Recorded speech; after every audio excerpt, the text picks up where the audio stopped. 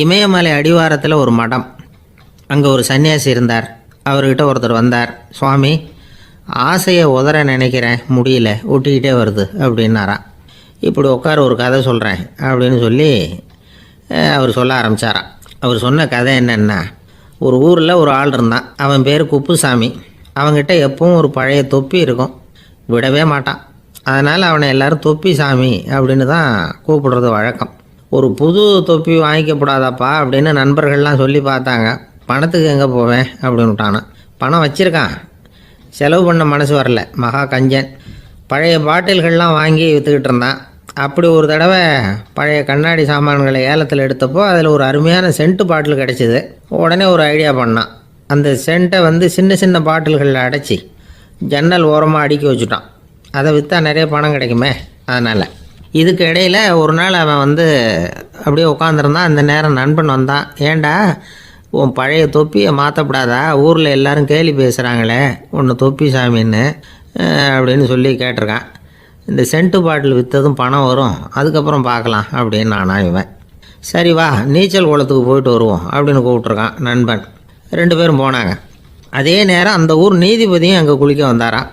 அவர்கிட்ட இருந்தது விலை வசந்த ஒரு புது தொப்பி. அதை அங்கே இருந்த ஸ்டாண்டில் மாட்டிவிட்டு குளிக்க போனார். இதுக்கிடையில் குப்புசாமி குளிச்சுட்டு வந்தான். அவனுடைய பழைய தொப்பியை காணலை. அந்த புது தொப்பியை பார்த்தா இது நண்பனுடைய வேலை தான் அப்படிங்கிறதாக புரிஞ்சுக்கிட்டு அதை எடுத்து மாட்டிகிட்டு வந்துட்டான். நீதிபதி குளிச்சுட்டு வந்து பார்க்குறாரு, தொப்பியை காணும். போலீஸில் புகார் கொடுத்தார். அவங்க தேடினாங்க. ஒரு மூலையில் பழைய தொப்பி கிடச்சிது. அடடா, இது நம்ம குப்புசாமியோட தொப்பி இல்லையா அப்படின்னு நானா ஒருத்தன். உடனே அவன் வீட்டுக்கு தேடிட்டு போயிருக்காங்க. அங்கே போய் பார்த்தா புது தொப்பி அங்கே இருக்குது. உடனே அவனுக்கு 1000 ரூபா அபராதம் போட்டாங்களாம். அவன் பணத்தை கட்டிவிட்டு ரொம்ப எரிச்சலோடு வீட்டுக்கு வந்தான். பழைய தொப்பி கண்ணில் பட்டது. மறுபடியும் உன்னால் தானே எனக்கு 1000 ரூபா நஷ்டம் அப்படின்னு சொல்லி அதை எடுத்துக்கிட்டு அப்படி போயிருக்கான். அந்த ஊர் குளத்தில் வீசி எரிஞ்சிட்டு வந்துட்டான். அது மீன் பிடிக்கிற ஒருத்தன் கையில் சிக்கிச்சு. அவன் வர்ற வழியில் அதை எடுத்து வேகமாக வீசி எறிஞ்சான். அது நேராக குப்புசாமி வீட்டு ஜன்னல் வழியாக உள்ளே இந்த சென்ட்டு பாட்டில்கள் மேலே உழுந்து எல்லாம் உடஞ்சி நொறுங்கி போச்சு. குப்புசாமி பார்த்தான். தோட்டத்தில் ஆழமாக ஒரு குழியை வெட்டினான். அந்த தொப்பியை போட்டான், மூடிவிட்டான். இதை அடுத்த வீட்டுக்காரன் பார்த்தான். ஏதோ புதையல் தான் வச்சுருக்கான் போல இருக்குன்னு நினச்சான். போலீஸில் போய் புகார் கொடுத்துட்டான். மறுபடியும் போலீஸ் குழியை தோண்டினாங்க. பழைய தொப்பி மறுபடியும் வெளியில் வந்தது. எல்லோரும் சிரிக்கிறாங்க. அன்னைக்கு ராத்திரியே அந்த தொப்பியை எடுத்துக்கிட்டு நேராக புறப்பட்டான். ஒரு கல்லில் அதை சேர்த்து கட்டி குடிநீர் தொட்டி இருக்கும்ல, அதில் போட்டுட்டு வந்துட்டான். இனிமேல் என்ன பண்ணும் பார்ப்போன்னு. ஒரு நாள் திடீர்னு குழாயெல்லாம் அடைப்பட்டு போச்சு. மாநகராட்சி அலுவலர்கள் என்னன்னு பார்த்தா அந்த பழைய தொப்பி குழாயை அடைச்சிக்கிட்டு இருக்குது. இது குப்புசாமியோட தொப்பிங்கிறது தான் எல்லாருக்கும் தெரியுமே. உடனே குடிநீரை பாழாக்கணத்துக்காக குப்புசாமிக்கு கோர்ட்டு 2500 ரூபா அபராதம் போட்டுவிட்டுது. அதையும் கட்டிவிட்டு வெளில வந்தான். கடைசியாக முடிவு பண்ணான். ஒரு நெருப்பு குச்சியை கிழிச்சான். தொப்பியை கொளுத்தினான். எரிஞ்சுது. எடுத்து வெளில எரிஞ்சான். கொஞ்ச நேரத்தில் தீ அணைப்பு படம் வந்துட்டுது. ஆமாம், இவன் எடுத்து எரிஞ்சது வெளியில் விழுந்து வீட்டு கூரையே பற்றிக்கிட்டு எரிய ஆரம்பிச்சுட்டுது. அவனோட பணத்தாசையும் அதோடு சேர்ந்து எரிஞ்சு போச்சான். இப்படி ஒரு கதை. இந்த கதையை சொல்லி முடித்தார் அந்த இமயமலை அடிவாரத்தில் இருந்த சன்னியாசி. இப்போ அந்த குப்புசாமி எங்கே இருக்கிறான்னு கேட்டார் எதிரில் இருந்தவர். இதோ உன் எதிரிலே இருக்கிறான், நான் தான் அந்த குப்புசாமி அப்படின்னாரான் அந்த சன்னியாசி. அந்த குப்புசாமிகிட்ட இருந்தது மாதிரி ஒரு பழைய தொப்பி நம்ம ஒவ்வொருத்தர்கிட்டையும் உண்டு. அதை எப்படி தொலைக்கிறதுன்னு தெரியாமல் தடுமாறிக்கிட்டு இருக்கிறோம். அது என்ன தொப்பிங்கிறீங்களா? அதுதான் நம்மை சூழ்ந்திருக்கிற மாயை அப்படிங்கிறார் சுவாமி சின்மயானந்தர். மெய்ஞானம் கிடைக்கிறப்போ மாயை எரிஞ்சு போகும் அப்படிங்கிறது அவருடைய கருத்து. நம்மால் ஒருத்தர் வேகமாக ஓடி வந்தார். காலில் மாட்டியிருந்த பழைய செருப்பு 2 ஆவேசமாக தூக்கி ஒரு கிணத்துல போட்டுட்டு வெறுங்காலோடு நடந்து வந்துக்கிட்டு இருக்கிறார். ஏன் அப்படி பண்ணீங்க அப்படின்னு கேட்டோம்.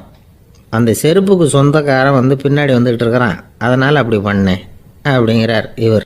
ஒரு ஊரில் ஒரு இளைஞன் இருந்தான். ஒரு நாள் அவன் ஒரு குருவை தேடிக்கிட்டு புறப்பட்டான். ஊரை விட்டு வெளியில் போனான். போகிற வழியில் ஒரு காடு. அந்த காட்டில் ஒரு மரத்தடியில் ஒரு பெரியவர் உட்காந்துருக்கிறார். அமைதியாக மௌனமாக அவர் அமர்ந்திருக்கிறார். இந்த பெரியவரை விசாரிக்கலாம், குருவை தேடி கண்டுபிடிக்கிறதுக்கு இவர் ஏதாவது ஒரு வழி சொல்லி கொடுப்பார் அப்படின்னு நினச்சிக்கிட்டு அவரை நெருங்கினான். ஐயா, எனக்கு ஒரு குரு தேவை, எங்கே கிடைப்பார்? அவரை எப்படி அடையாளம் கண்டுபிடிக்கிறது? அதை பற்றி ஏதாவது விவரம் சொன்னீங்கன்னா நான் கண்டுபிடிச்சிக்குவேன் அப்படின்ட்டுருக்கான். பெரியவர் நிமிர்ந்து பார்த்தார். தம்பி, அது ரொம்ப சுலபம். அவர் வயசானவராக இருப்பார். என்னை விட சுமார் 30 வயசு அதிகமாக இருக்கும். அவர் ஒரு மரத்தடியில் தான் உட்காந்துருப்பார். அப்படின்ட்டுருக்கான். சரிங்க பெரியவரே, அது என்ன மாதிரியான மரம், எப்படி இருக்கும் அப்படின்னு கேட்டிருக்கான். பெரியவர் அந்த விவரங்களையும் சொல்லியிருக்கிறாரு. அது மட்டும் இல்லை, சந்திக்கிற நாள், நேரம், வினாடி முதற்கொண்டு எல்லா விவரங்களையும் துல்லியமாக சொன்னாராம். இவ்வளவு விவரங்களை இவரால் எப்படி சொல்ல முடியுது அப்படின்னு இவனுக்கு ஆச்சரியம். இருந்தாலும் அந்த பெரியவர் கடைசியாக ஒரு விவரம் சொன்னார். அது என்ன தெரியுமா? எப்படியும் நீ அவரை சந்திக்கிறதுக்கு ஒரு 30 வருஷம் ஆகும் அப்படின்னு சொல்லிவிட்டாராம். ரொம்ப நன்றிங்க பெரியவரே அப்படின்னு சொல்லிவிட்டு அந்த இளைஞன் புறப்பட்டுருக்கான். இப்போ அவனுக்கு குரு பற்றின விவரம் எல்லாம் கிடச்சிட்டுது, சந்திக்கிற நேரமும் தெரிஞ்சுட்டுது. ஆனால் 30 வருஷம் அவரை தேடி அலைய வேண்டியிருக்குமே.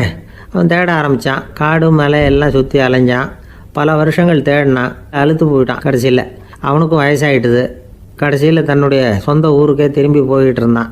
அங்கே ஒரு மரத்தடியில் அவன் தேடிக்கிட்டு இருந்த குருநாதர் கிடைச்சார். யார் அவருன்னா, 30 வருஷத்துக்கு முன்னாடி வழி சொல்லி கொடுத்தாரில்ல அதே பெரியவர். அவருக்கு இப்போ 30 வயசு அதிகமாக இருந்தது. அதே மரம். அன்னைக்கு பெரியவர் சொன்ன அடையாளம் இப்போ பொருத்தமாக இருந்தது. இப்போ அந்த பெரியவர் சொன்னார், சரியாக வந்து சேர்ந்துட்டேன், வா, உனக்காக தான் நான் இவ்வளவு காலமும் காத்துக்கிட்டு இருந்தேன் அப்படின்னாரான். என்ன சொல்கிறீங்கன்றிருக்கான். 30 வருஷத்துக்கு முன்னாடி என்கிட்ட வந்தியே, அப்போவே என் காலம் வந்து முடிஞ்சு போயிருந்தது. அப்போவே என்ன உனக்கு அடையாளம் தெரியல, அதனால் இவ்வளவு காலம் உனக்காக காத்துட்ருக்கும்படி ஆகிட்டுது அப்படின்னாராம். ஐயா, அப்போவே நீங்கள் சொல்லியிருக்கலாமே, இதுதான் 30 வருஷம் கழித்து நீ சந்திக்க போகிற இடம், நான் தான் உன்னுடைய குரு அப்படின்னு சொல்லியிருக்கலாமே அப்படின்ட்டுருக்கான். அந்த பெரியவர் சிரிச்சுக்கிட்டே இதுக்கு பதில் சொன்னாராம். நான் எவ்வளவோ விவரமாக தான் சொன்னேன், நீ சரியாக புரிஞ்சிக்கல. காரணம், அப்போ நீ போதுமான அளவுக்கு பக்குவம் பெற்றிருக்கவில்லை. அதனால் புரியும் சக்தி இல்லாமல் போயிட்டுதப்போ 30 ஆண்டு காலம் நீ அலைஞ்சி தெரிஞ்சிருக்கிற. அது காரணமாக இப்போ உனக்கு அந்த பக்குவம் வந்துட்டுது. அதனால தான் அடையாளம் காண முடிஞ்சது. நானே உன்னுடைய குரு அப்படின்னாராம். இதுலேருந்து என்ன தெரியுதுன்னா, ஆன்மீகத்தில் மாணவனாக சேர்றதுக்கு கூட ஒரு பக்குவத்தன்மை தேவைப்படுது. ஒரு பெரிய ஞானி, அவர்கிட்ட சீடனாக இருக்க ஒருத்தன் வந்தான். எதிரில் நின்னான். ஞானி அவனை வெகு நேரம் உற்று பார்த்தார். அப்புறம் சொன்னார், சீடனாக இருக்கிறது ரொம்ப சிரமம்னார். நான் தயாராக இருக்கிறேன்னா. அது இன்னமும் சிரமமாச்சே, இங்கே வந்து குருவாக இருக்கிறது மட்டுமே சுலபம் அப்படின்னாராம். அப்படின்னா நான் குருவாகவே ஆயிடுறேன் அப்படின்னானா. இது போலவே இந்த காலத்தில் கதை ஒன்று உண்டு. ஒரு பள்ளிக்கூடத்தில் வகுப்பு ஆசிரியர் மாணவனை திட்டிக்கிட்டு இருந்தார். டேய், நீ 100க்கு 10 மார்க்கு தான் வாங்கிக்கிட்டு இருக்க. இவ்வளவு மோசமாக நீ படித்தா கடைசியில் மாடு மேய்க்கிறது கூட லாய்க்கு இல்லாதவனா ஆகிடுவேன். அதுக்கப்புறம் என்ன செய்ய போகிறேன் அப்படின்னாராம். பையன் தலையை சொரிஞ்சிக்கிட்டே சொன்னானா, சார் அப்படின்னா ஒன்று செய்கிறேன் அப்படின்னானா. இவர் கேட்டிருக்கார், என்ன செய்ய போகிறேன்னு. வேறு என்ன சார், உங்களை மாதிரி ஒரு ஆசிரியர் ஆகிடுறேன் அப்படின்னானா. காசியில் இருக்கிற கடவுள் காசி விஸ்வநாதர், அங்கே இருக்கிற தேவி காசி விசாலாட்சி. இவங்க 2 பேரும் ஒரு நாள் பேசிக்கிட்டு இருந்தப்போ கடவுள் சொன்னார், இந்த மனிதர்களை நாம் ரொம்பவும் நம்பிக்கையோடு தான் படைச்சிருக்கிறோம். இருந்தாலும் அவங்களுக்கு தான் நம்பிக்கை இல்லை, எதுலேயும் ஒரு உண்மையான நம்பிக்கை இல்லாமல் வாழ்ந்துக்கிட்டு இருக்கிறாங்க அப்படின்னார். என்ன அப்படி சொல்கிறீங்க? அதை பாருங்கள், எவ்வளவு பேர் காசியை தேடிட்டு வந்து கங்கையில் குளிச்சுக்கிட்டு இருக்கிறாங்க. அவங்களெலாம் நம்பிக்கை இல்லைன்னா இவ்வளவு தூரம் தேடிட்டு வந்து இங்கே குளிப்பாங்களா அப்படின்னு நாங்கள் தேவி. சரி, அதை சோதித்து பார்க்கலாம் அப்படின்னு 2 பேரும் முடிவு பண்ணிக்கிட்டாங்க. உடனே ஒரு திட்டம் போட்டாங்க.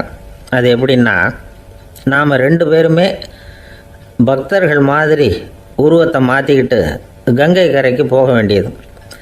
நான் வந்து கங்கையில் இறங்கி குளிக்கிறேன். கொஞ்ச நேரத்தில் சுழலில் மாட்டிக்கிட்டது மாதிரி நடிக்கிறேன்.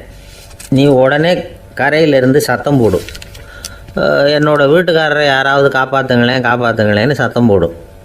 அதோடு இன்னொன்று சொல்லு, யாராவது ஒரு புண்ணிய ஆத்மா அவர்கிட்ட போய் அவருடைய முடியை பிடிச்சி இழுக்கணும். அப்படி ஒரு சாபம் இருக்குது எங்களுக்கு. புண்ணிய ஆத்மா, அதாவது எந்த பாவமும் செய்யாத இல்லாத ஒருத்தர் தான் அவரை காப்பாற்ற முடியும். அப்படிப்பட்டவங்க யாராவது வெள்ளத்தில் குதித்து என்னுடைய கணவரை காப்பாற்றுங்கோ அப்படின்னு நீ சத்தம் போடு, கூச்சல் போடு, என்ன நடக்குதுன்னு பார்க்கலாம் அப்படின்னார் கடவுள். சரின்னு சொல்லி 2 பேருமா சாதாரண பக்தர்கள் மாதிரி கங்கை கரைக்கு வந்து சேர்ந்தாங்க. அவர் இறங்கி குளித்தார். திட்டம் போட்டது மாதிரியே சுழலில் மாட்டிக்கிட்டது மாதிரி கத்துனார். கரையில் இருந்த அந்த அம்மா, ஐயோ என் கணவரை காப்பாற்றுங்களேன், யாராவது காப்பாற்றுங்களேன்னு கத்துனாங்க. பல பேர் ஓடி வந்தாங்க. உடனே இவங்க, பாவம் இல்லாத புண்ணிய ஆத்மா ஒருத்தரால் தான் என்னுடைய கணவர் காப்பாற்றப்படணுங்கிறது விதி, அப்படி ஒரு சாபம் இருக்குது, அதனால் புண்ணிய ஆத்மா யாராவது அவர்கிட்ட போய் அவர் முடியை பிடிச்சி தூக்குனா அவரை காப்பாற்றி விடலாம் அப்படின்னாங்க. இவங்க இப்படி சொன்னதும் எல்லாரும் திகைச்சு போய் நின்றுட்டாங்க. ஒவ்வொருத்தருக்கும் அவங்க செஞ்ச பாவம்லாம் ஒவ்வொன்றா ஞாபகத்துக்கு வர ஆரம்பிச்சுட்டுது. சரி, இதுக்கு நாம் லாயக்கு இல்லை அப்படின்னு சொல்லி ஒதுங்கி போக ஆரம்பிச்சிட்டாங்க எல்லாம். இந்த சமயத்தில் யாரோ ஒருத்தர் வேகமாக ஓடி வந்தார். ஆற்றுல குதித்தார்.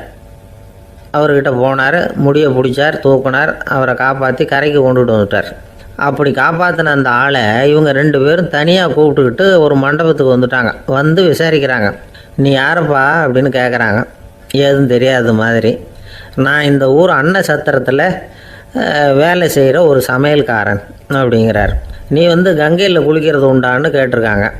நான் இந்த ஊர்லேயே தான் இருக்கிறேன், இருந்தாலும் தினமும் கங்கையில் குளிக்கிறதில்ல, எப்பாவது ஒரு நாள் அங்கே குளிப்பேன் அப்படின்னார். கங்கையில் மூழ்கி எழுந்திரிச்சா பாவம்லாம் தொலையும்னு சொல்கிறாங்க. அப்படி இருக்கிறப்போ அங்கே இன்றைக்கி கங்கையில் குளிச்சுக்கிட்டு இருக்கிறவங்கெல்லாம் தங்களை வந்து புண்ணிய ஆத்மாவாக நினைக்கல.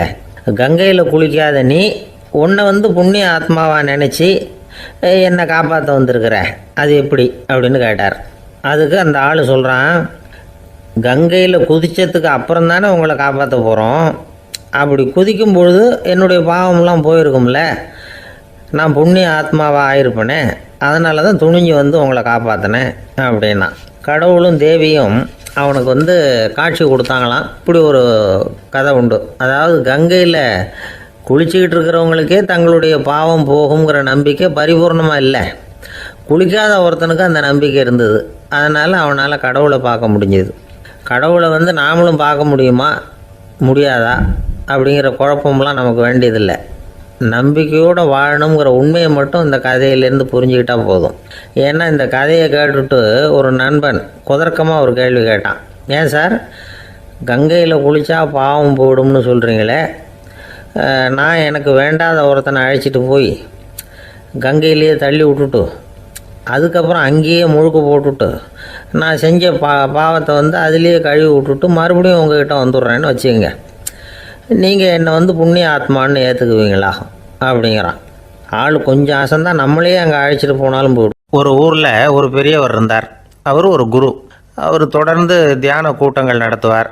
அந்த கூட்டத்தில் கலந்துக்கிறதுக்காக பல ஊர்கள்லேருந்து சீடர்கள் நிறைய பேர் வருவாங்க போவாங்க. ஒரு நாள் அங்கே கூட்டம் நடந்துக்கிட்டு இருக்குது. அந்த சமயத்தில் சீடர்களில் ஒருத்தன் என்னத்தையே திருடி விட்டான். மற்ற சீடர்கள் அதை கவனிச்சுட்டாங்க. இவன் ஆப்பிட்டுக்கிட்டான். கூட்டம் முடிஞ்ச பிற்பாடு இவன் திருடின விஷயத்தை அந்த பெரியவர்கிட்ட போய் சொன்னாங்களாம். அவர் கவனத்துக்கு கொண்டுகிட்டு போனாங்க. ஆனால் அவர் இதை காதிலே போட்டுக்கல, கண்டுக்கவே இல்லை. போய் சொன்ன சீடர்களுக்கெல்லாம் ஏமாத்தமாக போயிட்டுது. என்ன இது, இவ்வளவு தூரம் நாம் கண்டுபிடிச்சி போய் சொல்கிறோம், அவர் கண்டுக்கவே மாட்டேங்கிறாரே அப்படின்னு ஒரு மாதிரி ஆகிட்டாங்க. இருந்தாலும் அதை பற்றி ஒன்றுமே சொல்லிக்கல, பேசாமல் இருந்துட்டாங்க. கொஞ்ச நாள் ஆச்சு. அதே ஆள் மறுபடியும் ஒரு திருட்டில் மாட்டிக்கிட்டான். சீடர்கள் மறுபடியும் அந்த குருக்கிட்ட விஷயத்தை சொன்னாங்க. அவர் அப்பவும் வழக்கம் போல் சும்மாவே இருந்துட்டார். இவர் இப்படி இருக்கிறத பார்த்ததும் அந்த சீடர்களுக்கு கோபம் வந்துட்டுது. உடனே அந்த சீடர்கள்லாம் ஒன்று கூடி பேசினாங்களாம். எல்லாருமா சேர்ந்து ஒரு விண்ணப்பம் தயார் பண்ணாங்க. அதை குருநாதர்கிட்ட கொண்டுட்டு போய் கொடுத்தாங்க. அந்த விண்ணப்பத்தில் இவங்க என்ன எழுதியிருக்கிறாங்க தெரியுமா? குருநாதர் அவர்களே, உடனே திருடனவன் மீது சட்ட நடவடிக்கை எடுக்கணும். நீங்கள் அப்படி அவனை இங்கே சேர்க்கக்கூடாது. நீங்கள் சேர்த்திங்கன்னா நாங்கள் இங்கே இருக்கிறத பற்றி யோசிக்க ஆரம்பிச்சிருவோம். அவனை வந்து இந்த மடத்தை விட்டே துரத்தி பண்ணணும். நீங்கள் அவனை வெளியில் அனுப்புங்க, இல்லைன்னா நாங்கள் அத்தனை பேரும் வெளியில் போயிடுறோம். இப்படி தான் அந்த விண்ணப்பத்தில் எழுதியிருக்கிறாங்க. குரு அந்த விண்ணப்பத்தை வாங்கி படித்து பார்த்தார். அதுக்கப்புறம் அதை எழுதின அத்தனை பேரையும் கூப்பிட்டார். எல்லோரும் இப்படி வாங்கன்னாரு. வந்தாங்க. இப்படி என் எதிரில் உட்காருங்கன்னார். உட்காந்தாங்க. அப்புறம் சொன்னார், இதை பாருப்பா, நீங்கள் எல்லோரும் புத்திசாலிகள், உங்களுக்கு எது நல்லது எது கெட்டதுங்கிறது நல்லா தெரியும். நீங்கள் மேற்கொண்டு ஏதாவது படிக்கணும்னு நினச்சா வேறு எங்கே வேணும்னாலும் போகலாம், அதுக்கு நான் தடை சொல்ல மாட்டேன். ஆனால் உங்களால் குற்றம் சாட்டப்பட்ட அவன் இருக்கானே, அவன் எப்படின்னா அவனுக்கு எது நல்லது எது கெட்டதுங்கிறதெல்லாம் தெரியாது. அதனால தான் திருடுறான். நீங்கள் சொல்கிறது மாதிரி அவனை அடித்து துரத்தி விடுறோம்னு வச்சுக்கோங்க, அவனுக்கு எப்படி நல்லது கெட்டது தெரியும்? அவனுக்கு அதை யார் சொல்லி கொடுக்குறது? அதனால் இங்கேயே இருக்கட்டும், அதுதான் சரி. இதுக்காக நீங்கள் எல்லாரும் என்னை விட்டுட்டு போனாலும் சரி, அவனை நான் விரட்ட மாட்டேன் அப்படின்னு விட்டாரான். இவ்வளவையும் திருடனை அந்த சீடன் கேட்டுக்கிட்டே இருந்திருக்கான். அவன் கண்களில் கண்ணீர். அப்படியே எழுந்திரிச்சு வந்தான். குரு காலில் விழுந்தான். அவன் கண்ணீரில் அவனது தீமை கழுவப்பட்டது அப்படிம்பாங்க. அதாவது சீடர்களுக்கு அந்த குருவோட பெருமை அப்போ தான் புரிஞ்சுதான். ஒரு நல்ல ஆசிரியர் இருக்காருன்னு வச்சுக்கோங்க, நல்லா படிக்கிற பையனுக்கு தான் பாடம் சொல்லி கொடுப்பேன்னா அது என்ன பெரிய விஷயமா? மோசமாக படிக்கிறவனையும் மாற்றி காட்டுறேங்கிறது தான் பெருமை. இந்த காலத்து குரு ஒருத்தர் ஒரு ஆசிரமம் வச்சு நடத்திட்டு வந்தார். நிறைய பேர் தினம் வருவாங்க போவாங்க. ஒரு நாள் ஒருத்தன் வந்தான். அந்த குரு முன்னாடி போய் நின்னான். ஐயா, என்ன உங்கள் சீடனாக ஏற்றுக்கணும்னா. அந்த குரு நிமிர்ந்து பார்த்தார். உன்னுடைய நோக்கம் என்னன்னு கேட்டார். ஐயா, உங்ககிட்ட கொஞ்ச நாள் இருந்தேன்னா நல்ல பழக்க வழக்கங்களை கற்றுக்கலாம், அதுக்கப்புறம் வெளியில் போய் ஒரு நல்ல தொழில் தொடங்கி வாழ்க்கையில் முன்னுக்கு வரணுங்கிறது தான் என்னோட நோக்கம் அப்படின்னா. நீ சொல்கிறது சரி, ஆனால் உன்னால் இங்கே நல்ல பழக்க வழக்கங்களை கற்றுக்க முடியலேன்னு வச்சுக்கோ, அப்போ என்ன பண்ணுவேன் அப்படின்னு கேட்டார் அவர். அப்படி ஆச்சுன்னா என்ன, உங்களை மாதிரியே ஒரு ஆசிரமம் ஆரம்பித்து அதுக்கு குருவாக இருந்துட்டு போகிறேன் அப்படின்னு நானும். ஒருத்தன் வேகமாக ஓடி வந்தான். ஏப்பா அப்படி தலை தெறிக்க ஓடி வர்றேன்னு கேட்டேன். பின்னாடி துரத்திக்கிட்டு வருது சார் அப்படின்னா. ஏதாவது நாய் துரத்திக்கிட்டு வருது போல இருக்கு அப்படின்னு நினச்சி அவனுக்கு பின்னாடி பார்க்குறேன். கண்ணுக்கு எட்டின தூரம் வரைக்கும் எதுவுமே தெரியல. ஏன்பா எதுவும் ஒன்றை துரத்துறது மாதிரி தெரியலையே என்ன, நல்லா பாருங்கள் சார் அப்படின்னா. பார்த்துட்டு தான் சொல்கிறேன் என்ன. இதோ பாருங்கள் சார், இதுதான் என்னை துரத்துது அப்படின்னு அவன் காட்டுறான். அவன் சுட்டி காட்டின இடத்துல பார்த்தா அங்கே அவனுடைய நிழல் தான் தெரியுது. என்னப்பா சொல்கிற அப்படின்னு சொல்லி அவனை சந்தேகமாக பார்த்தேன். அதுக்கப்புறம் தான் விவரமாக பேசினான். சார், எனக்கு என் நிழலை கண்டா பிடிக்கிறதில்ல. எப்போ பார்த்தாலும் இது என்னையே பின்தொடர்ந்து வந்துக்கிட்டு இருக்குது. இதை என்னால் சகிக்கவே முடியல. இதை என்கிட்டேருந்து பிரிக்கிறதுக்கு எவ்வளவோ முயற்சிகள்லாம் பண்ணி பார்த்துட்டேன், முடியலன்னா. அப்படி என்னென்ன முயற்சிகள் பண்ணினேன் அப்படின்னு கேட்டேன். அவன் என்னென்ன செஞ்சாங்கிறத விவரமாக சொன்னான். அவன் என்ன பண்ணியிருக்கிறான், ஒரு பெரிய குழியை தோண்டி அதில் தன்னுடைய நிழலை புதைச்சிருவோம் அப்படின்னு முடிவு பண்ணிவிட்டு மண்வெட்டி எடுத்துக்கிட்டு தோட்டத்து பக்கம் போயிருக்கான். ஆழமாக ஒரு குழியை தோண்டியிருக்கான். குனிஞ்சு பார்க்குறான். அந்த குழிக்குள்ளே தன்னுடைய நிழல் தெரியுது.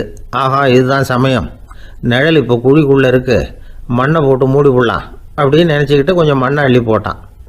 பார்த்தா இப்போ அந்த நிழல் அந்த மண்ணுக்கு மேலே வந்து நிற்கிது.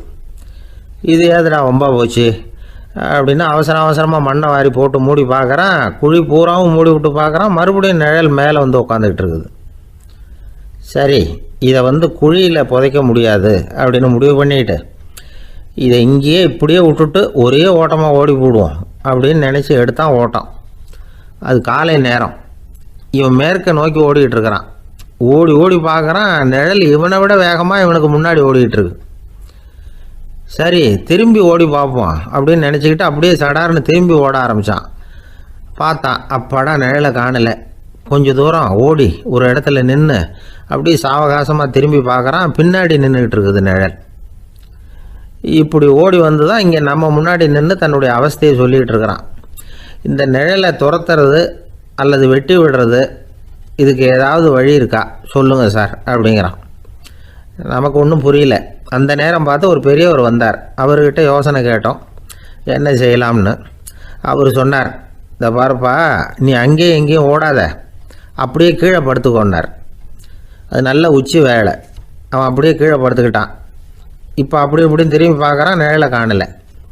அவன் இப்போ தான் நிம்மதியாக இருந்தான். இப்போ அந்த பெரியவர் சொன்னார், எல்லா மனிதர்களுமே இப்படி தான் ஓடிக்கிட்டு இருக்கிறாங்க. நான் எனது அப்படிங்கிற ஆணவம் தான் அவங்கள துரத்திக்கிட்டு இருக்கு. அதை விட்டுட்டு ஓடணும்னு நினச்சாலும் அது முன்னாடி வந்து நிற்கிது. பரம்பொருளை நோக்கி ஓடுறப்போ இந்த ஆணவம் பின்னாடி வந்துவிடுது. பரிபூர்ண சரணாகதிங்கிற நிலையில் அது முழுசுமாக மறைஞ்சுடுது. தன்னை உணர்கிற வேலை அது. அந்த நேரம் மனிதனுக்கு விடுதலை உணர்வு ஏற்படுகிற நேரம் அது. அப்படிப்பட்ட சுதந்திர மனிதர்களாக எல்லாரும் மாறி போயிட்டாங்கன்னா இந்த உலகமே இன்பமயம் அப்படின்னு ஒரு விளக்கம் கொடுத்தார் பெரியவர். நம்மால் ஒருத்தர் வேகமாக ஓடி வந்துக்கிட்டு இருந்தான். ஏன்டா அப்படி ஓடி வர்ற அப்படின்னு கேட்டார் எதிரில் வந்தவர். ஆசை துரத்துது, அதுதான் ஓடி வர்றேன்னா. உனக்கு என்ன ஆசைன்னு கேட்டார். எனக்கு ஒன்றும் ஆசை இல்லைங்க, என்னை எப்படியாவது பிடிச்சுடணும்னு போலீஸ்காரங்களுக்கு ஆசை. அந்த ஆசை இப்போ என்னை துரத்தி பின்னாடி வந்துக்கிட்டு இருக்குது. அதுதான் தப்பிச்சு வந்துக்கிட்டு இருக்கிறேன். குறுக்க நிற்காதீங்க சார், வழியை விடுங்க அப்படின்னு சொல்லிவிட்டு வேகமாக ஓடி மறைஞ்சான். ஒரு ஆள் இருந்தார். அவர் தன்னை ஒரு குருன்னு சொல்லிக்கிட்டார். மௌன குரு, வாயே திறக்கிறதில்ல. அவருக்கு 2 சீடர்கள் உண்டு. இவங்க தான் வர்றவங்க கிட்ட பேசுவாங்க, விளக்கம் கொடுப்பாங்க. ஒரு நாள் இந்த சீடர்கள் 2 பேரும் எங்கேயோ வெளியில் போயிட்டாங்க. அந்த நேரம் பார்த்து ஒருத்தர் அங்கே வந்தார். குருக்கிட்ட போனார். குருவே, புத்தர்னா என்னன்னு கேட்டார். குருவுக்கு ஒன்றும் புரியல. அவர் உண்மையான குருவாக இருந்தாவில் புரியும். அவர் திருன்னு முழிக்க ஆரம்பிச்சிட்டார். இந்த நேரம் பார்த்து இந்த சீடர்களும் எங்கேயோ போயிட்டாங்களே, என்ன பண்ணுறது, உதவிக்கு யாராவது கிடைக்க மாட்டாங்களா அப்படின்னு அப்படியே சுற்றி பார்க்குறார். அங்கங்கே பார்க்குறார். வந்தவர் இதை கவனித்தார். ஏதோ புரிஞ்சுக்கிட்ட ஒரு மாதிரி அடுத்த கேள்வி கேட்டார். தர்மம்னா என்ன சுவாமின்னார். குருவுக்கு ரொம்ப சங்கடமாக போச்சு. நம்ம நிலைமை இப்படி ஆகிட்டுதே, இக்கட்டில் மாட்டிக்கிட்டோமே அப்படின்னு நினச்சபடியே விட்டத்தை பார்த்தார். அப்புறம் குனிஞ்சு தரையை பார்த்தார். அப்படியே உட்காந்துக்கிட்டார். வந்தவர் உடனே அடுத்த கேள்விக்கு போயிட்டார். தியானம்னா என்ன சுவாமின்னார். பாவம் என்ன பண்ணுவார் அந்த குரு, பேசாமல் கண்ணை கெட்டியாக மூடிக்கிட்டார். இது ஏதடா வம்பா போச்சுன்னு. இவர் இப்படி பண்ணால் கூட வந்தவர் சளைக்கலை. இன்னொரு கேள்வியும் கேட்டார். ஆசீர்வாதம்னா என்ன அப்படின்னார். இவர் பார்த்தார். இப்படியே போனால் இவர் கேள்வி கேட்குறத நிறுத்த மாட்டார் அப்படின்னு நினச்சிக்கிட்டு எனக்கு ஒன்றுமே தெரியாதுங்கிற பாவனையில் 2 கையையும் விரித்து காட்டினார். வந்தவர் முகத்தில் மகிழ்ச்சி, மன நிறைவு, ஏதோ எல்லாம் புரிஞ்சுக்கிட்ட ஒரு மாதிரி அங்கேருந்து புறப்பட்டு போனார். வழியில் அந்த குருவோட சீடர்கள் 2 பேரையும் சந்தித்தார். உங்கள் குருவை தான் பார்த்துட்டு வரேன்னார். இவர் என்ன நடந்ததுன்னு கேட்டாங்க. இவர் விவரமாக சொல்கிறார். உங்கள் குரு எவ்வளவு பெரிய ஞானி தெரியுமா? புத்தர்னா என்னன்னு கேட்டேன். அதுக்கு அவர் அப்படியும் இப்படியும் பார்த்தார். அதுக்கு என்ன அர்த்தம் தெரியுமா? மக்கள் புத்தரை அங்கேயும் இங்கேயும் தேடுறாங்க. உண்மையில் அவர் அங்கேயும் இங்கேயும் தேடி கண்டுபிடிக்க முடியாது அப்படிங்கிறத அவர் செய்கை மூலம் உணர்த்தினார். அதுக்கப்புறம் தர்மம்னா என்னன்னு கேட்டேன். அவர் மேலேயும் கீழையும் பார்த்து தர்மம் சமமானது, அதில் உயர்வு தாழ்வு இல்லைங்கிறத உணர்த்தினார். அதுக்கப்புறம் தியானம்னா என்னன்னு கேட்டேன். கண்ணை மூடிக்கிட்டார். கண்ணை மூடி காணுகிற அற்புதம் அது அப்படிங்கிறத புரிஞ்சுக்கிட்டேன். கடைசியாக ஆசீர்வதிக்கப்படுறது பற்றி கேட்டேன். கைகளை நீட்டி உதவுறது தான் அது அப்படிங்கிறத தன்னுடைய இருகை விரித்து உணர்த்தினார். எவ்வளோ பெரிய மகான் அவர் அப்படின்னு சொல்லிவிட்டு அவர் பாட்டு போயிட்டார். சீடர்கள் அதுக்கப்புறம் மெதுவாக குருக்கிட்ட சேர்ந்தாங்க. அவங்கள பார்த்ததும் குருவுக்கு கோபம் வந்துட்டுது. அடே பாவிகளா, எங்கடா போய் தொலைஞ்சிங்க? நான் ஒரு ஆளுகிட்ட மாட்டிக்கிட்டு என்ன பாடுபட்டிருக்கேன் தெரியுமான்னார். இது மாதிரி தான் நாம் சாதாரண மனிதர்களின் புற வேடங்களிலேயே மயங்கி போயிடுறோம். அவங்க பேச்சு, செய்கை, பார்வை இதிலெல்லாம் ஏதோ பெரிய தத்துவம் இருக்கிறதாக நினச்சிக்கிறோம். உண்மையிலேயே அந்த தத்துவங்கள் யாருக்கு சொந்தம்? அவங்களுக்கு இல்லை, நமக்கு தான் சொந்தம். நாம் தானே அதை கற்பிச்சுக்கிட்டோம். நாம் அடையாளம் கண்டுக்கிறதில்ல. நாம் யாருங்கிறது நமக்கு புரியறதில்ல. அதுதான் இன்றைக்கி நடக்கிறது. அதனால தான் அடுத்தவங்களை தேடி ஓடிக்கிட்டு இருக்கிறோம். சில வீடுகளில் கூட இது மாதிரி சைகைகள் உண்டு. சில குடும்ப தலைவர்கள் தினமும் காலையில் கண்ணை கெட்டியாக மூடிக்கிட்டு கை 2ஐயும் சுத்தமாக விரித்து வச்சுக்கிட்டே உட்காந்து தியானம் பண்ணுறது வழக்கம். எதுக்காக அப்படி பண்ணுறீங்கன்னு ஒருத்தரை பார்த்து கேட்டேன். இந்த மாதம் வாங்கின சம்பளம் பூரா தீர்ந்து போச்சு, இனிமேல் என் கையில் சுத்தமாக ஒன்றும் இல்லை, புதுசாக எதுவும் செலவு வச்சுடாதே அப்படிங்கிறத அப்படி உள்ளங்கை 2ஐயும் விரித்து காட்டி அவங்களுக்கு உணர்த்துறேன் அப்படின்னார். ஒரு ஏரி ஓரமாக 2 பசங்க நடந்து போய்கிட்டு இருக்கிறாங்க. அதில் ஒருத்தன் பணக்கார வீட்டு பையன், இன்னொருத்தன் ஏழை. இவங்க 2 பேரும் போய்கிட்டு இருக்கிறாங்க. வழியில் ஒரு இடத்துல ஒரு ஜோடி செருப்பு இவங்க கண்ணில் படுது. ஒரு விவசாயி அந்த செருப்பை அங்கே விட்டுட்டு பக்கத்தில் இருந்த ஏரியில் கை காலை கழுவிட்டு இருக்கிறார். உடனே அந்த பணக்கார பையனுக்கு ஒரு ஐடியா. அவன் சொன்னானா, டேய், இப்போ ஒரு வேடிக்கை செய்யலாம். அந்த செருப்பு 2ஐயும் தூக்கி எட்டத்தில் வீசி எரிஞ்சிருவோம். அந்த ஆள் பார்த்துட்டு செருப்பை தேடி அல்லாடுவான், அங்கேயும் இங்கேயும் ஓடுவான், திருன்னு முழிப்பான். அதை பார்த்து நாம் ரசிக்கலாம், நல்ல தமாஷா இருக்கும் அப்படின்ட்டுருக்கான். இப்படி சொல்லிவிட்டு அந்த செருப்புகளை தூக்கத்துக்கு போனானா. கொஞ்சம் பொறு அப்படின்னானா அந்த ஏழை பையன். ஏன்னு கேட்டிருக்கான் அவன். இப்போ அந்த ஏழை பையன் சொன்னானா, நீ சொல்கிறது ஒன்றும் வேடிக்கை கிடையாது. உன்னோட செருப்பு தொலைஞ்சா உன் அப்பா உடனே உனக்கு வேறு செருப்பு வாங்கி கொடுத்துருவார். ஆனால் அந்த ஆளுக்கு இந்த செருப்பு தொலைஞ்சதுன்னா வேறு புதுசாக வாங்கிறதுக்கு வாயையும் வயத்தையும் கட்டி பணத்தை சேர்க்க வேண்டியிருக்கும். அதனால் நான் ஒரு வேடிக்கை சொல்கிறேன், அது மாதிரி செய், அது இன்னமும் தமாஷா இருக்கும் அப்படின்னு நானா. எப்படி அது சொல்லுன்றான் அவன். செருப்பு ரெண்டும் அது இருக்கிற இடத்துலையே இருக்கட்டும். உன் சட்டை பையிலிருந்து ஒரே ஒரு ரூபா நாணயத்தை எடு, அதை அந்த செருப்பு மேலே அதோட குதிகால் பகுதியில் வச்சுட்டு நாம் 2 பேரும் அந்த மரத்துக்கு பின்னாடி ஓடி போய் மறைஞ்சு நின்றுக்குவோம். அப்புறம் பாரு வேடிக்கை அப்படின்னா. அதே மாதிரி 1 ரூபா காசு செருப்பு மேலே வச்சுட்டு இவங்க 2 பேரும் மறைஞ்சு நின்றுக்கிட்டாங்க. கொஞ்ச நேரத்தில் அந்த விவசாயி வந்தார். காலில் உள்ள மண்ணை தட்டிவிட்டு செருப்பை மாட்டுறதுக்காக போனார். அங்கேருந்து காசு கண்ணில் போட்டுவிட்டது. அவருக்கு ஆச்சரியமாக போச்சு. அதை கையில் எடுத்து பார்க்குறார். 4 பக்கமும் திரும்பி திரும்பி பார்க்குறார், யார் இதை வச்சுருப்பான்னு. கடைசியில் ஆகாயத்தை பார்க்குறார். ஆண்டவா, இது உன்னோட கருணை தான். நீ தான் யாரோ புண்ணியவான் மனசில் தர்மம் பண்ணுற எண்ணத்தை உண்டாக்கி இருக்கிற. அந்த புண்ணியவான் நல்லா இருக்கணும் அப்படின்னு வாழ்த்தி அந்த காசை கண்ணில் ஊற்றிக்கிட்டாரான். மறைஞ்சிருந்து பார்த்துக்கிட்டு இருந்த ஏழை பையன் இப்படி சொன்னான், பாத்தியா, உன்னை புண்ணியவான்னு வாழ்த்தி விட்டு போகிறார் அந்த ஆள். அவருக்கும் சந்தோஷம், அதை பார்த்து நமக்கும் சந்தோஷம். உனக்கு 1 ரூபாங்கிறது ஒரு பெரிய விஷயம் இல்லை, ஆனால் அதனால் நமக்கு கிடைச்சிருக்கிற மகிழ்ச்சி ரொம்ப உயர்வானது அப்படின்னு நானும். வேடிக்கையும் கிண்டலும் இது மாதிரி அடுத்தவங்களுக்கு இடைஞ்சலாக இல்லாமல் இருக்கணும் அப்படிங்கிறார் கலைவாணர். ஆனால் பாருங்கள், அவருக்கே இடைஞ்சலாக வர்ற விஷயங்களை கூட அவர் வேடிக்கையாக தான் எடுத்துக்கிட்டாராம். ஒரு தடவை ஒருத்தர் கலைவாணர்கிட்ட வந்து, ஐயா, என் குழந்தை செத்து போச்சு அப்படின்னு சொல்லி அழுதாராம். உடனே இவர் அவருக்கு 100 ரூபா பணத்தை கொடுத்து, இந்தாங்க அடக்கம் செய்யுங்க அப்படின்னு சொல்லி அனுப்பி வச்சாராம். 1 வருஷம் கழித்து மறுபடியும் அதே ஆள் வந்திருக்கார். இவர் மறந்துருப்பாருங்கிற நினப்பில், அண்ணே என் குழந்தை இறந்து போச்சுண்ணே அப்படின்னாராம். இவர் மறுபடியும் 100 ரூபா கொடுத்து ஆறுதல் சொல்லி அனுப்பி வச்சாராம். 7-8 மாதம் கழித்து மறுபடியும் அதே ஆள் வந்திருக்கார். அவர் வாயை திறக்கிறதுக்கு முன்னாடியே இவர் 100 ரூபாய் அவர் கையில் வச்சு, போன 2 தடவை தான் குழந்தை செத்து போச்சு, இந்த தடவையாவது அதை சாகாமல் காப்பாற்றி விடு அப்படின்னு சொல்லி அனுப்பி வச்சாராம். அதுக்கப்புறம் அந்த ஆள் வர்றதே இல்லையா. ஜப்பானில் உள்ள ஒரு புத்த விகாரை, அங்கே ஒரு வயசான பௌத்த குரு தங்கியிருக்கிறார். ஒரு நாள் ராத்திரி கடுமையான குளிர், அவரால் தாங்க முடியல. பார்த்தார், மரத்தில் செஞ்ச புத்த சிற்பங்கள் அங்கே நிறைய இருந்தது. அதில் ஒன்றை எடுத்து அதுக்கு தீ மூட்டி அந்த நெருப்பில் குளிர் காஞ்சிக்கிட்டு இருக்கிறார். மர சிற்பம் தீ வச்சதும் படபடன்னு வெடிக்க ஆரம்பிச்சுட்டுது. அந்த சத்தத்தை கேட்டதும் அந்த புத்த விகாரையின் குருக்கள் வெளியில் ஓடி வந்தார். இவர் ஆனந்தமாக குளிர் காஞ்சிக்கிட்டு இருக்கிறார். அவரால் பொறுத்துக்க முடியல. தெருவில் திரிஞ்சுக்கிட்டு இருந்த அந்த பெரியவரை இங்கே தங்க அனுமதித்ததே அவர் தான். இவர் இப்படி பண்ணுறாருன்னு நினச்சிக்கிட்டே அவரை கோபமாக பார்த்தார். ஏன் இப்படி கோபமாக பார்க்குறீங்க, இப்படி வந்து உட்காருங்க அப்படிங்கிறாரு இவர். அவருக்கு இன்னமும் கோபம் வந்துட்டுது. எங்கள் கடவுளை வந்து எரிச்சுட்டிங்களே அப்படின்னு சத்தம் போட்டாராம். அப்படியா அப்படின்னு கேட்டுக்கிட்டே அந்த சாம்பலை கிளறினார் இவர். என்ன செய்கிறீங்கன்னு கேட்டிருக்காரு அவர். நான் எலும்புகளை தேடுறேன்னாராம். நீங்கள் ஒரு பைத்தியம், இது ஒரு மர சிற்பம், இதில் எலும்புகள் கிடையாது அப்படின்னாராம். அவருக்கு கோபம் வந்துட்டுது. உடனே வெளியில் போங்கன்னு கத்தியிருக்கார். வெளியில் தள்ளி கதவையும் சாத்தி விட்டாராம். மறுநாள் காலையில் கதவை திறந்து பார்த்தா அந்த வயசான பெரியவர் ஒரு மைல்கல் மேலே சில காட்டு பூக்களை வச்சு புத்தம் சரணம் கச்சாமின்னு சொல்லிக்கிட்டே இருக்கிறார். இவருக்கு சந்தேகமாக போட்டுது. கிட்ட போனார். என்ன செஞ்சுக்கிட்டு இருக்கீங்கன்னு கேட்டார். இது என்னுடைய காலை நேர பிரார்த்தனைனாராம். நிஜமாகவே நீங்கள் ஒரு பைத்தியமாக தான் இருக்கணும், ஏன்னா அது ஒரு மைல்கல் அப்படின்னாராம். இப்போ அந்த பெரியவர் சொன்னாராம், நீங்கள் ஒரு மரத்தை புத்தராக நினைக்கும் பொழுது நான் ஏன் ஒரு மைல்கல்ல புத்தராக நினைக்கக்கூடாது?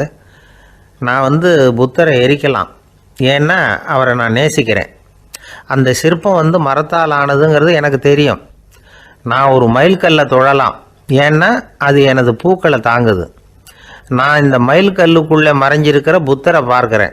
யாராவது ஒரு சிற்பி இதை சிலையாக்கினா தான் நீங்கள் புத்தரை பார்க்க முடியும். அன்னைக்கு ரொம்ப குளிராக இருந்தது. நான் எனக்குள்ளே இருக்கிற புத்தரையும் பாதுகாக்கணும். உள்ளே இருக்கிற புத்தரை காப்பாற்றுறதுக்காக வெளியில் உள்ள புத்தரை எரிக்கலாம், அதில் ஒன்றும் தப்பு இல்லை. அது அவருடைய போதனையிலேயே இருக்குது. உனக்குள் ஜோதியாக இரு அப்படிங்கிறது அவருடைய போதனை. என்னுடைய புத்தர் வந்து குளிரில் நடுங்கிட்டு இருந்தார். அந்த மர சிற்பங்கள் வெயில் மழையில் உணர்ச்சி இல்லாமல் இருந்தது, அதனால் அப்படி பண்ணினேன். ஆனால் நீங்கள் என்ன பண்ணீங்க? நான் ஒரு மர புத்தரை எரிச்சதுக்காக உயிருள்ள புத்தரை வெளியில் தள்ளி கதவை சாத்தினீங்க அப்படின்னாராம் அந்த பெரியவர். உண்மையான பக்திங்கிறது இதுதான். அதாவது உனக்குள் ஜோதியாக இரு அப்படின்னு புத்தர் சொன்னார் இல்லையா, அது மாதிரி தனக்குள் ஜோதியாக இருக்கிற இந்த காலத்து ஆசாமிகள் நிறைய பேர் உண்டு.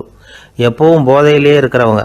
ஒரு நாள் நடு ராத்திரி ஒரு மது கடையில் ஒரு ஆள் அங்குள்ள சிப்பந்திகள்கிட்ட கேட்டுக்கிட்டு இருக்கிறான். மறுபடியும் இந்த கடை எப்போ திறப்பாங்கன்னு கேட்டானா. நாளைக்கு காலையில் 8 மணிக்கு திறப்பாங்க அப்படின்னு நானும் அங்கே இருந்த ஆள். அவன் திருப்பி திருப்பி அதையே கேட்டுக்கிட்டு இருக்கான். இவனுக்கு பதில் சொல்லி சொல்லி அழுத்து போச்சு. அதான் சொல்கிறேன் ஐயா, நாளைக்கு காலையில் வா அப்படின்னாங்களாம். அதுக்கு இவன், நான் வர்றதுக்காக கேட்கலையா, நேற்றுக்கு வந்தவன் உள்ளேயே மாட்டிக்கிட்டேன், வெளியில் போகிறதுக்காக கேட்டேன் அப்படின்னு நானும். எனக்கு இது மட்டும்தான் சார் தெரியும், இதை தவிர வேறு எதுவும் தெரியாது அப்படின்னு சொல்லிக்கிட்டே காலம் தள்ளுறவங்க ரொம்ப பேர். அவங்கெல்லாம் கஷ்டப்பட வேண்டியிருக்கும். ஒருத்தர் தன்னுடைய தொழிலில் ரொம்ப கெட்டிக்காரராக இருக்கலாம். அதுக்காக எப்பவும் அதே ஞாபகத்தில் இருந்துக்கிட்டு உலகியல் அறிவு இல்லாமல் இருந்துடக்கூடாது. அது ஆபத்து. இதுக்காக நம்ம தாத்தா பாட்டிலாம் ஒரு கதை சொல்லுவாங்களே, கேள்விப்பட்டிருக்கீங்களா? ஒரு சமயம் ஒரு 4 பேர் சேர்ந்து வெளியூருக்கு பிரயாணம் போனாங்களாம். அந்த 4 பேர் எப்படி தெரியுமா? ஒருத்தர் வேதாந்தி, இன்னொருத்தர் சங்கீத வித்வான், 3வது ஆள் வைத்தியர், 4வது ஆள் ஜோசியர். இவங்க 4 பேரும் நண்பர்கள். அதனால் சேர்ந்து புறப்பட்டாங்க. வழியில் ஒரு ஊரில் தங்கினாங்க. இருட்டி போச்சு. அதனால் இன்றைக்கி ராத்திரி இங்கேயே தங்கி இருந்துட்டு நாளைக்கு புறப்படலாம் அப்படின்னு தீர்மானம் பண்ணாங்க. சாப்பாட்டுக்கு என்ன பண்ணுறது? அங்கேயே கடத்தெருவுக்கு போய் சாமான்லாம் வாங்கியாந்து சமைச்சு சாப்பிட்லாம்னு முடிவு பண்ணாங்க. 4 பேர் இருக்கிறதுனால ஆளுக்கு ஒரு காரியமாக செய்யலாம் அப்படின்னு வேலையை பிரிச்சுக்கிட்டாங்க. வைத்தியர் கரிகாய் வாங்க போனார், வேதாந்தி எண்ணெய் வாங்க போனார், ஜோசியர் பலசரக்கு வாங்க போனார், சங்கீத வித்வானுக்கு சமைக்கிற வேலை. எல்லாம் சரி. ஆனால் நடந்தது என்ன தெரியுமா? கடைத்தெருவுக்கு காய்கறி வாங்க போனார்ல வைத்தியர், அங்கே போய் மார்க்கெட்டில் பார்த்தார். ஒவ்வொரு கறிகாயாக எடுத்து பார்த்தார். இது பித்தம், உடம்புக்கு ஒத்துக்காது, இது வாயு, உடம்பு ஒத்துக்காது அப்படின்னு ஒவ்வொன்றா தள்ளினார். கடைசியில் ஒன்றுமே தேரல. வெறுங்கையோடு திரும்பி வந்துக்கிட்டு இருக்கிறார். எண்ணெய் வாங்க போனார் வேதாந்தி, அவர் ஒரு தொன்னையில் எண்ணெயை வாங்கினார். பேசாமல் அதை எடுத்துகிட்டு வர வேண்டியது தானே, முடியல. அவருடைய வேதாந்த மூளை சிந்திக்க ஆரம்பிச்சுட்டுது. இந்த தொன்னைக்கு எண்ணெய் ஆதாரமா அல்லது எண்ணெய்க்கு தொன்னை ஆதாரமா அப்படிங்கிற ஆராய்ச்சியில் இறங்கினார். என்னாச்சு தெரியுமா? அப்படி கவுத்து பார்த்தார். வாங்கின எண்ணெய் பூராவையும் வழியில் கொட்டிவிட்டு வெறும் தொண்டையோடு சேர்ந்தார். பலசரக்கு வாங்க போனார் ஜோசியர். அவர் ஒரு வழியில் பார்த்தாரு. வழியில் வந்தவங்களெல்லாம் அங்கங்கே ஒரு மரத்தடியில் உட்கார வச்சு அவங்களுக்கெல்லாம் ஆர்வம் சொல்ல ஆரம்பிச்சிட்டார். அப்படி ஒவ்வொருத்தராக சொல்லி முடிச்சுட்டு கடத்தருக்கு போய் சேர்ந்தார். இவர் அங்கே போய் சேர்றதுக்குள்ளே ரொம்ப நேரம் ஆகிட்டுது. கடையெல்லாம் பூட்டி விட்டு போயிட்டாங்க. என்ன செய்கிறது? அவரும் வெறுங்கையோடு திரும்பி சேர்ந்தார். சரி, இவங்க கதை தான் இப்படி ஆச்சு. அங்கே சமைக்கிறதுக்காக உட்காந்துருந்தார் சங்கீத வித்வான். அவர் கதை என்னாச்சு தெரியுமா? அங்கே அவர் அடுப்பை பற்ற வச்சு ஒலையை கொதிக்க வச்சார். அதாவது ஒரு பானையில் தண்ணியை ஊற்றி அடுப்பில் வச்சார். அது கொதிக்க ஆரம்பிச்சிது. தண்ணி கொதிக்கிற சத்தம் இருக்குதுல்ல, அது இவருக்கு தாளம் போடுறது மாதிரி இருந்தது. ஒரே குஷி, பாட ஆரம்பிச்சிட்டார். பாடிக்கிட்டே உற்சாகமாக கையில் இருந்த கரண்டியால் அந்த பானையில் தட்டினார், தாளம் போடுறதா நினச்சிக்கிட்டு. அவ்வளவுதான், பானை பட்டுன்னு உடஞ்சி போச்சு. தலையில் கையை வச்சுக்கிட்டு அவரும் உட்காந்துட்டார். எந்த தொழில் தெரிஞ்சாலும் சரி, அதை புத்திசாலித்தனமாக பயன்படுத்த தெரியலன்னா ஆபத்து தான். அதுக்காக தான் இந்த கதை. ஒரு பஸ்ஸு டிரைவர் ரொம்ப கெட்டிக்காரர். பஸ்ஸை ரொம்ப திறமையாக ஆபத்து இல்லாமல் ஓட்டினதுக்காக பரிசுலாம் வாங்கினவர். அவரே ஒரு படகு ஓட்டுறதுக்காக அழைச்சிட்டு போயிருக்கிறாங்க, மோட்டார் படகு. அதையும் ரொம்ப திறமையாக தான் ஓட்டிகிட்டு போயிருக்கிறாரு. நடுக்கடலில் போனதும் படகு நின்று போச்சு. மோட்டாரில் ஏதோ கோளாறு. என்ன செய்யலாம் அப்படின்னு அந்த டிரைவரை கேட்டிருக்கிறாங்க படகுல இருந்தவங்கெல்லாம். அப்போ அவர் சொன்னாராம், கவலைப்படாதீங்க, ஒன்றும் பிரச்சனை இல்லை, எல்லோரும் கொஞ்சம் கீழே இறங்கி பின்னாடி தள்ளுங்க, மோட்டார் ஸ்டார்ட் ஆகிடும் அப்படின்னாராம். எனக்கு வாழ்க்கையில் ஒரே ஒரு ஆசை தான் சார் அப்படின்னார் ஒருத்தர். அது என்னன்னு கேட்டேன். ஆசைகளை ஒழிச்சுடணுங்கிறது தான் என்னோட ஆசை அப்படின்னார். இப்படி ஆசைகளை ஒழிக்க வேண்டும் அப்படிங்கிறதையே ஒரு ஆசையாக கொள்வது அபத்தம் அப்படிங்கிறார் ஒரு பெரியவர். இது மாதிரி ஆசைகளை ஒழிக்க ஆசைப்பட்டால் அந்த நோக்கம் நிறைவேறாதான். அந்த முயற்சியால் புதுசாக சில துன்பங்கள் தான் சேருமா. அதில் புதுசாக ஒரு ஆசை தலை தூக்கும் அப்படிங்கிறார் அவர். ஆசைகளை தானாக விழ வச்சுடலாம். அதுக்கு வழி என்ன தெரியுமா? எந்த ஒரு ஆசையையுமே பூரணமாக நிறைவேற்றி கொள்ள முடியாதுங்கிறத உணரணும். அதை உணர்ந்தால் ஆசைகள் தானாக விழுந்துடும். அதை விட்டுட்டு ஆசைகளை விட்டுடணுங்கிறதையே ஒரு ஆசையாக வச்சுக்கிட்டு அதுக்காக கடுமையாக முயற்சிகளையும் செஞ்சுக்கிட்டு நான் ஆசைகளை விட்டுட்டு ஞானோதயம் அடையிறதுக்கு கடுமையாக முயற்சி பண்ணிகிட்டு இருக்கிறேன் சார் அப்படின்னு சொல்லிக்கிட்டு இருந்தால் எந்த காலத்துலேயும் ஞானோதயம் வரப்போகிறதில்ல. அதுக்கு பதிலாக துன்பந்தான் வந்து சேரும் அப்படிங்கிறது அவரோட கருத்து. எந்த ஒரு ஆசையையும் பூரணமாக நிறைவேற்றி கொள்ள முடியாது அப்படிங்கிறத உணரணும். ஒரு ராஜா, அவர் மனசில் அமைதி இல்லை, எப்பவும் கஷ்டப்பட்டுக்கிட்டே இருந்தார். இந்த துன்பத்தை போக்குறதுக்கு பல வழிகளில் என்னென்னமோ முயற்சியெல்லாம் பண்ணி பார்த்தார், ஒன்றும் சரியாக வரல. கடைசியாக ஒரு காரியம் பண்ணார். அதாவது ஒரு வேதாந்தியை தேடிட்டு போனார். அவரை பார்த்து கேட்டார், ஐயா, என்னுடைய துன்பங்கள்லேருந்து நான் வந்து விடுபடணும், அதுக்கு சுலபமாக ஏதாவது ஒரு வழி இருந்தால் சொல்லுங்களேன் அப்படின்னு கேட்டுக்கிட்டார். அதுக்கு அந்த வேதாந்தி சொன்னார், அதுக்கு ஒரு வழி சொல்கிறேன், அது மாதிரி செய். அதாவது உன்னுடைய ராஜ்யத்துக்குள்ளே போதுங்கிற மனசோடு வாழ்கிற ஒருத்தனை கண்டுபிடிக்கணும். அப்படி கண்டுபிடிச்சி அவனுடைய சட்டையை வாங்கி நீ போட்டுக்கணும். அப்படி போட்டுக்கிட்டா உன்னுடைய துன்பம் தீர்ந்துடும் அப்படின்னார். உடனே ராஜாவுக்கு ரொம்ப மகிழ்ச்சி. அரண்மனையில் இருந்த அத்தனை பேரையும் ஆளுக்கு ஒரு பக்கமாக அனுப்புனார், தேட சொன்னார். போதுங்கிற மனசுடைய ஒருத்தனை கண்டுபிடிச்சி கொண்டுகிட்டு வாங்க அப்படின்னார். எங்கெங்கேயோ தேடி கடைசியாக ஒரு ஆளை கண்டுபிடிச்சாங்க. அவன் போதுங்கிற மனசோடு இருக்கிறவன் தான். ஆனால் அவன்கிட்ட சட்டை எதுவும் இல்லை. இடையில கட்டியிருக்கிற துண்டே போதுங்கிற மனசோடு அவன் வாழ்ந்துக்கிட்டு இருக்கிறான். சட்டை இருந்தாவில் ராஜா வாங்கி மாட்டிக்க முடியும். அந்த வேதாந்தி ஏன் அப்படி சொன்னாருங்கிறதுக்கான அர்த்தம் இப்போ தான் ராஜாவுக்கு புரிஞ்சுதான். இது வரைக்கும் சொன்னதெல்லாம் ஞான மார்க்கத்தை தேடிக்கிறவனுக்கான உள்ள தகவல். இப்போ இன்றைக்கி இளைஞர்கள் இதை கேட்டுவிட்டு நமக்கு ஆசையே வேணாம் அப்படின்னு முடிவு பண்ணிவிட்டா வாழ்க்கையில் முன்னேறவே முடியாது. நம்முடைய முயற்சிக்கு ஆசை தான் தூண்டுகோல். அதனால் இந்த ஆசையையும் அந்த ஆசையையும் போட்டு குழப்பிக்கக்கூடாது. ஆனால் ஒன்று, பேராசை நமக்கு தேவையில்லை. நாம் படுற ஆசையிலேயும் ஒரு நியாயம் இருக்கணும். ஏன்னா நம்மளில் சில பேர் நீங்கள் தான் சார் சொன்னீங்க, அதனால தான் ஆசைப்பட்டேன், அரை தான் கிடச்சிது மிச்சம் அப்படிம்பாங்க கன்னத்தை தடவிக்கிட்டே. அதனால் இப்போல்லாம் எந்த தகவலை சொன்னாலும் ரொம்ப எச்சரிக்கையாக இருக்க வேண்டியிருக்குது. ஒரு ஆள் ஒரு கடை வச்சு வியாபாரம் பண்ணிக்கிட்டு இருந்தான். அவனுக்கு ரொம்ப பேராசை, நிறைய பணம் சேர்க்கணும்னு. திடீர்னு ஒரு நாள் அவனுக்கு உடம்பு ரொம்ப சுகம் இல்லாமல் போயிட்டுது. இனிமேல் பிழைக்கிறது கஷ்டங்கிற நிலைமை. மரணப்படுகையில் இருக்கிறான். சொந்தக்காரங்கள்லாம் சுற்றி உட்காந்துருக்குறாங்க. இவன் மெதுவாக கண்ணை திறந்து பார்க்குறான். என் வீட்டுக்காரி எங்கேன்னா, இதோ இருக்கேன் அப்படின்னாங்க அந்த அம்மா. பசங்கள்லாம் எங்கேங்கிறான், இதோ பக்கத்தில் தான் நின்றுக்கிட்டு இருக்கிறோங்கிறாங்க. பொண்ணுங்க எங்கேங்கிறான், எல்லாம் இங்கே தான் இருக்கிறோம் அப்படிங்கிறாங்க. எல்லாம் இங்கே தான் பக்கத்தில் தான் இருக்கோம், நீங்கள் கவலைப்படாதீங்கன்னு சொல்கிறாங்க எல்லாம். அவன் மெதுவாக கஷ்டப்பட்டு வாயை திறந்து, அட பாவிங்களா, எல்லாரும் இங்கே இருந்தால் அங்கே கடையை யார் கவனிக்கிறது அப்படின்னானா. ராமகிருஷ்ணர் வாழ்ந்த காலத்தில் நடந்த ஒரு நிகழ்ச்சி இது. அப்போது ஒரு ஓவியர் இருந்தாராம். அவருக்கு ஒரு ஆசை, ராமகிருஷ்ணர் படத்தை வரையணும். அதை அவர்கிட்டயே கொண்டுகிட்டு போய் காட்டி அபிப்பிராயம் கேட்கணும். இதுதான் அந்த ஓவியரின் ஆசை. உடனே ராமகிருஷ்ணர் படத்தை வரைஞ்சி முடித்தார். அதை எடுத்துக்கிட்டு போனார். இவர் போன சமயம் அங்கே ராமகிருஷ்ணர் சீடர்களோடு உட்காந்துருக்கிறார். விவேகானந்தர் அங்கே இருக்கிறார். இந்த ஓவியர் கொண்டுகிட்டு போய் தான் வரைந்த ஓவியத்தை அவர்கிட்ட காட்டினார். ராமகிருஷ்ண பரமஹம்சரின் ஓவியத்தை ராமகிருஷ்ணர்கிட்டயே காட்டுறார். ராமகிருஷ்ணர் என்ன பண்ணார் தெரியுமா? அந்த படத்தை பார்த்தார். உடனே அது காலை தொட்டார். குருதேவருடைய இந்த செயல் சீடர்களுக்கு ரொம்ப வியப்பை உண்டு பண்ணிச்சு. சில பேர் மனசுக்குள்ளேயே ரொம்ப குழம்பி போக ஆரம்பிச்சிட்டாங்க, என்ன இப்படி பண்ணுறாருன்னு. என்ன இது அவரோட படம், அவரே அவரோட படத்தின் காலை தொடுறார் அப்படின்னு யோசித்தாங்க.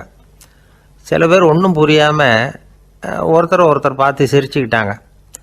அந்த இடத்துல சீடர்கள் மட்டும் இல்லை, சீடர் அல்லாத பல பேர் இருந்தாங்க.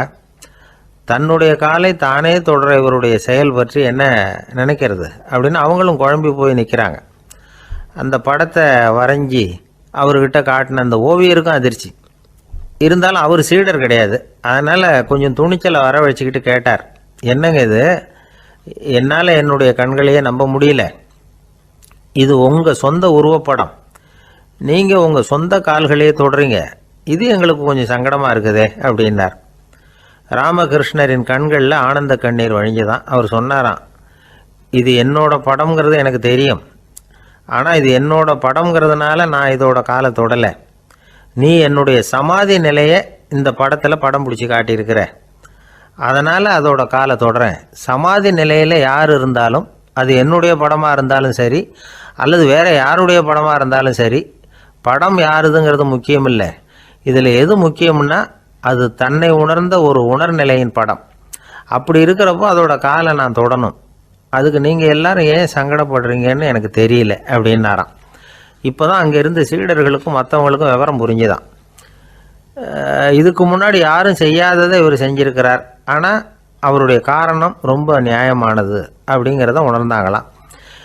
இதுவரைக்கும் ஆன்மீகத்தில் சமாதி நிலை, அதாவது தன்னை உணர்ந்த நிலை பற்றி புரிஞ்சுக்கிட்டோம். இல்லறத்தில் ஏற்படக்கூடிய சமாதி நிலை பற்றி உங்களுக்கு தெரியுமா? ஒரு அம்மா டாக்டர்கிட்ட வந்து சொன்னாங்களாம், டாக்டர், என் வீட்டுக்காரருக்கு உடம்புல ஏதோ கோளாறுன்னு நினைக்கிறேன், நான் எவ்வளவு நேரம் பேசினாலும் காதில் விழாதது மாதிரி உட்காந்துருக்கிறார் அப்படின்னு ஆகலாம். அதுக்கு அந்த டாக்டர் சொன்னாராம், அம்மா அது உடம்பு கோளாறு இல்லை, அது ஒரு பெரிய திறமை அப்படின்னாராம்.